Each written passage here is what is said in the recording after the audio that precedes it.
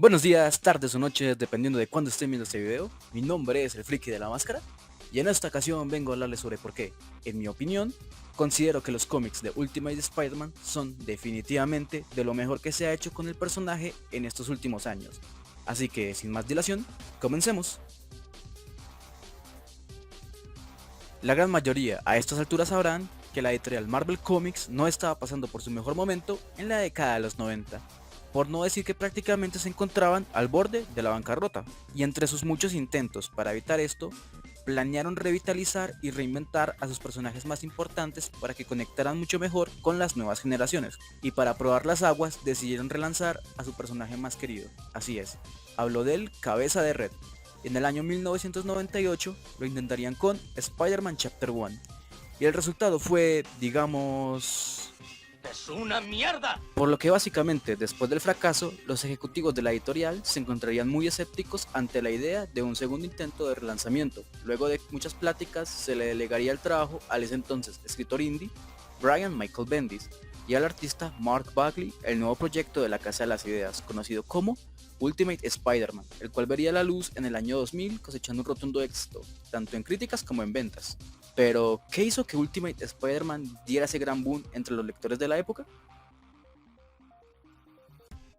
Si hay algo que resaltar de los cómics Ultimate, es definitivamente su protagonista, Peter Parker, aquel chico que por la mordedura se convertiría en el amistoso vecino Spider-Man. A pesar de que el Peter Parker de la línea Amazing tiene sus momentazos y en definitiva las mejores historias del personaje han salido de allí, no se puede negar que para la época moderna, sus primeros cómics y en general la primera versión del héroe se puede sentir demasiado ajena e incluso anticuada para los estándares de la actualidad, ya que la misma llevaba consigo muchos de los tropos y hasta cierto punto estereotipos y cosas típicas de la época de los 60, que para los jóvenes del 2000 se sentían ya anticuadas, provocando que el lector se pudiera sentir poco identificado con el protagonista. Pero gracias al maravilloso trabajo de Brian Michael Bendis, este logró darle ese aire fresco al personaje que tanto necesitaba, conservando aún así las bases principales del mismo. Peter sigue siendo un chico nerd, que es matoneado en la escuela por sus compañeros y vive con su tío y tía, pero su comportamiento es más parecido al de un adolescente normal y ordinario, siendo bastante impulsivo y dejándose llevar mucho por sus emociones. Esto perfectamente ejemplificado en el primer arco del cómic, poder y responsabilidad, haciendo cosas tan simples como no solo humillar, sino también lastimar de manera intencionada a su bully, el volverse popular gracias a sus superpoderes, convirtiéndose en la estrella deportiva de su escuela, el escaparse de casa para asistir a fiestas o incluso su recorrido como luchador, que aunque parecido a la línea Amazing, se diferencian en que aquí Peter duró mucho más tiempo, e incluso lucró bastante antes de que lo acusaran de robo, e incluso obtuvo su traje como regalo del establecimiento de lucha, un detalle que realmente me gusta. O sus arrebatos de ira contra sus tíos, cuando estos lo encaran por su comportamiento y por descuidar sus deberes, y como todo buen adolescente, los culpa de sus problemas e incluso les grita y huye de casa. Todo esto hace sentir a esta versión de Peter Parker mucho más como un verdadero adolescente que apenas está descubriendo la vida, que a pesar de su enorme inteligencia y sus superpoderes no deja de ser un joven que comete errores, actúa como un cretino e incluso lastima sin intención a los que más quiere.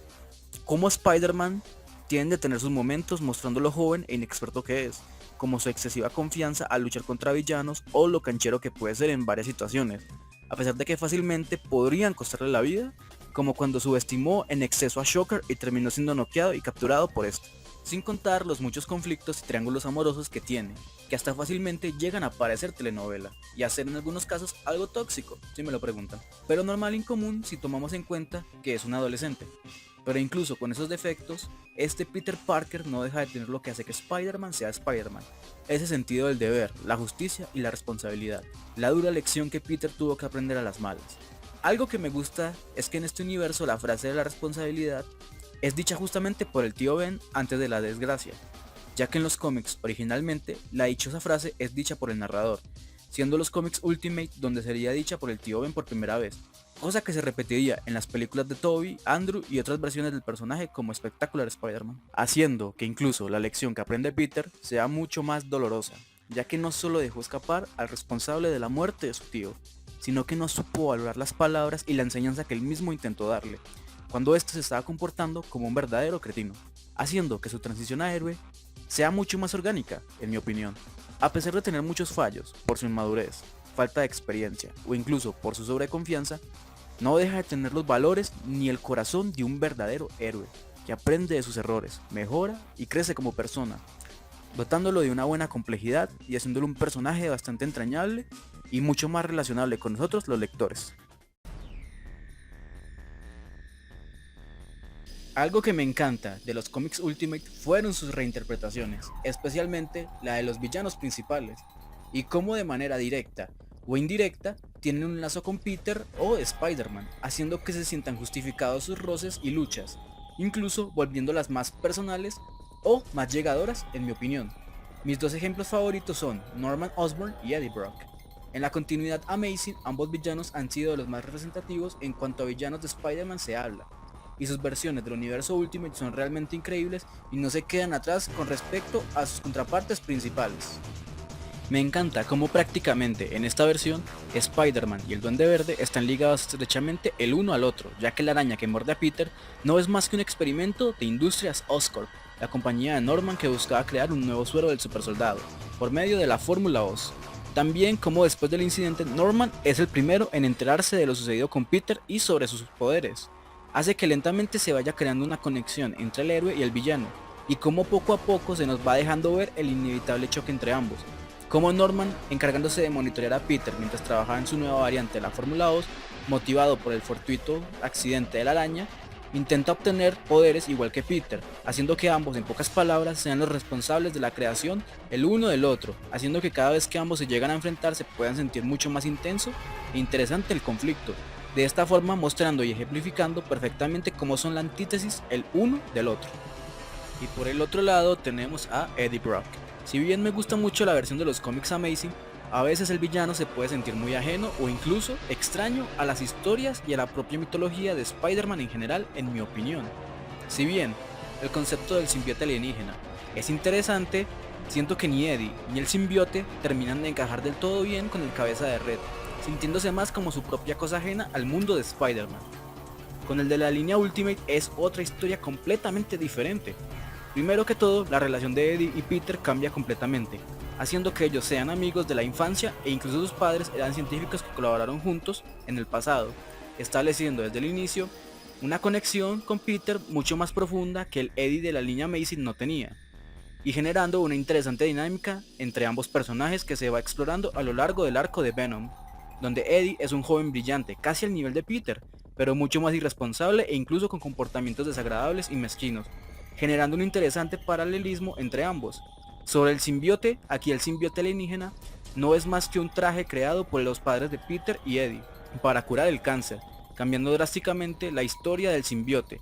dándole un giro que para mí en lo personal es mucho mejor que el de los cómics Amazing, ya que hace sentir al mismo algo mucho más apegado a Spider-Man y al propio Peter, dándole más peso emocional al momento en que Peter lo adquiere y eventualmente se deshace de él, y también cuando Eddie, furioso, decide tomarlo a la fuerza convirtiéndose en la monstruosidad llamada Venom. También, un punto a favor, es que su diseño en lo personal se me hace mucho más aterrador e inquietante como una especie de monstruo o aberración científica en esta versión de los cómics.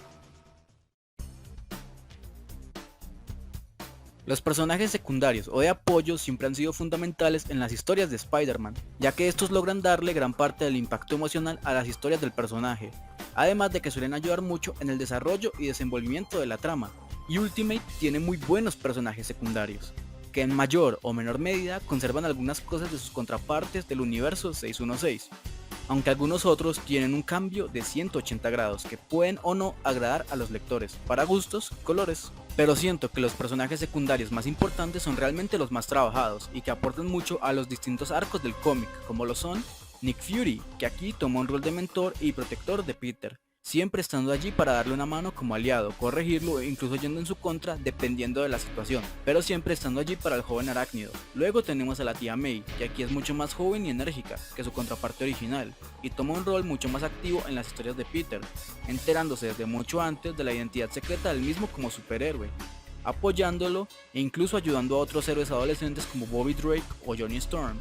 dándole refugio en su hogar luego de varios acontecimientos ocurridos en los cómics, haciendo que en lo personal su personaje sea mucho más interesante que el de la continuidad original. Y por último está Mary Jane, el amor principal de la vida de Peter, uno de los personajes con cambios más notables del cómic, teniendo una personalidad diferente, siendo mucho más parecida a la de Gwen Stacy, la continuidad Amazing, siendo bastante inteligente y una estudiante modelo, con un comportamiento más modesto y tranquilo a comparación de su versión del 616. Con este personaje sí tengo varios sentimientos encontrados, porque si bien me gusta mucho su rol de amiga de Peter, ayudándolo en ciertos momentos cuando más lo necesitaba, consolándolo y haciendo actos lindos por él como arreglarle su traje después de cada combate o cubrir sus espaldas cada que pudiese, como cuando estampó al Duende Verde con un camión, vaya huevos, debo admitir que su relación amorosa es bastante...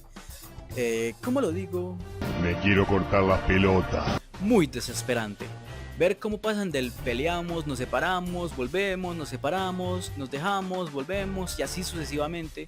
llega a cansar bastante. Siento que Peter tenía mucha más química y match con sus otras parejas, como por ejemplo Kitty Pryde, que en lo personal es mi pareja favorita de este Peter de lejos. Pero a pesar de eso, siento que esta MJ no deja de ser un buen personaje, a pesar de que su relación amorosa puede ser muchas veces un dramón cansino. Tiene sus buenos momentos que la hacen al menos una mejor versión de la pelirroja que muchas otras versiones mostradas, como por ejemplo la del cine de Sam Raimi. Si bien hay muchos más personajes que podría mencionar como Gwen Stacy, Johnny Storm, Bobby Drake, Kitty Pryde, Harry o incluso Kong, siento que alargaría demasiado el video, así que se lo dejaré en esos tres. Pero eso no quita que el cómic cuenta con un gran cast de secundarios que aportan bastante a la historia, si me lo pregunto.